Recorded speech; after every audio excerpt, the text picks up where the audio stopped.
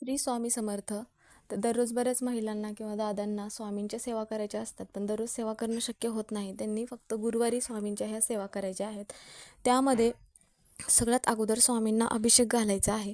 अभिषेक करून झाल्यानंतर महिलांनी हळदीचं लेपन करायचं आहे उंबरठ्याला. हळदीचं लेपन केल्यानंतर गुरुचरित्रामधील 14वा आणि 18वा अध्याय वाचन करायचं आहे. आणि श्री स्वामी चरित्र सारामृत हा जो ग्रंथ आहे त्यामधील 3 अध्याय वाचन करायचे आहेत. आणि श्री स्वामी समर्थ नामाचा 11 माळी जप करायचा आहे.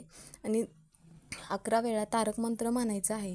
तर ह्या ज्या सेवा आहेत, तर ह्या सेवा आपल्याला दररोज करणं शक्य होत नाही. त्यामुळे प्रत्येक गुरुवारी केला तरीही चालेल.